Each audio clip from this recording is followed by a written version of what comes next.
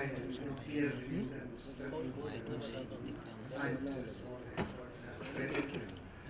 So this is how the picture is. But then, when you are at a crossroad, we really need to think, can there be any other trajectory than this? Is the human flight is always from Bhutan to New York? Can there be any flight other way around? Can there be different paths that we can take? So those all that fundamental questions that you have to ask. So in that context, there are some concepts that are emerging. In the Bhutan itself, the country has developed what they call gross happiness index. So where they have consciously moderated the energy growth to make that happiness as a criteria. There is a sufficiency model in Thailand. And then a very well known model that Gandhi has proposed in a long time back, need-based, not the greed-based. And then recently, the life concept that has been announced or that has been propounded by the Honorable Prime Minister Glasgow. So all these kind of takes you to think of options, where we, how.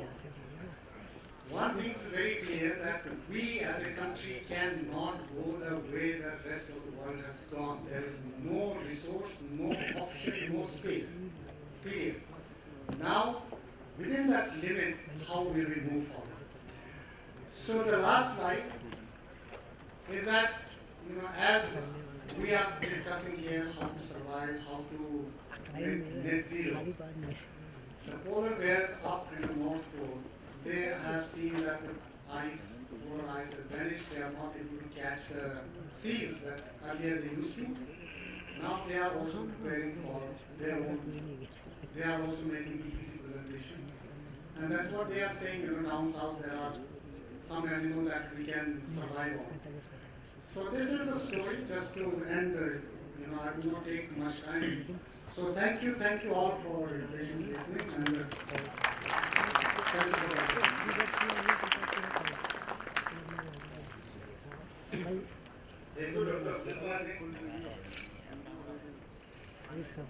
time is very short. When we invite one question to the audience.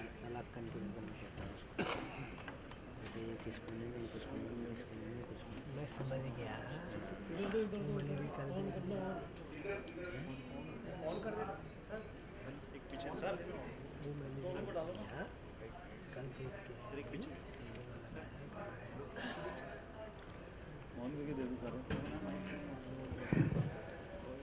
right now the rating is, because rating is given to the existing buildings. So the material change is if the building owner is able to establish the efficiency improvement in material, I think that can be done. But currently the rating is happening because of the retrofitting of, say, replacement of air conditioner, lightings, and based on that we are doing the rate. But later on, once we, if the building envelope changes are very difficult to do that. So currently, but later on, based on that models and all that material aspect will also be covered. Yeah. Yes, very much, very much.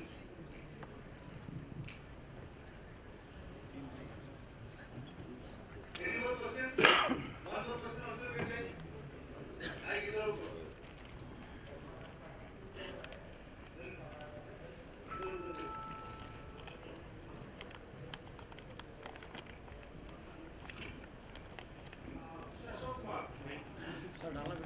I'm from the cement industry, cement plant. Basically, every year we are doing this mandatory audit. So, can we have a platform like CIA is presenting the energy every 3 years? They are presenting the energy report of the every industry. So, can we have from the side some guidelines or some guidance to the cement industry so that they can implement cross-plant best practices? Though we are managing by ourselves, we are getting from net, we are getting from our sources that what is the best in best practices other plants are adopting. But can BE take some steps like sharing those best practices on a regular interval on their websites or to the DCs? Because BE is taking care of DCs. So that's why. I think very nice kind of intervention. In the last PAD 2, after completing PAD 2, we have brought out an impact of the PAD 2. And we have brought a booklet, and in which booklet we have identified 2 industries who have done the, 2 cases. So that is published and it is on the BE's website. So you can look at that. On top of that, BE is currently now, we have taken up as activity with the ESL to demonstrate, to take projects for demonstration. So we have identified around 13 technologies which are kind of cross-cutting. So we have 4 in the waste heat recovery section, we have done in the micro turbine, and we have done, I think, fuel injection, things like that. So we have in that space also we have done. Yeah, we have also one demonstration in that clinker kiln radiation, capture of the radiation, that radiation lost from the kiln to capture that heat, and the traditional waste heat recovery, some of the high grade, some of the low grade, all these we are taking up very well. I think we will look for anything that we can do it on the publication side. We are also trying to organize some kind of an event where the presentation, as you were suggesting, that someone will present their case. And we have done in the past also. So we will continue with that. What we are doing is today we are collecting the MEAs of some of our peers or some of our friends or some of the suppliers, and then collecting all these initiatives which they have suggested to improve in the particular plant. But that is not on the regular basis, that is on the need based. But if BE takes some initiative with the collaboration with cement industry, that on the regular basis they launch some kind of this best practices booklet kind of thing, so that industry will implement those new ideas and will be accompanied with the latest technology on a regular basis. Very well taken, very well taken. We'll look forward. Yeah, we'll get in touch with you, and Carlos is here, so we'll see how. Yeah, we can certainly.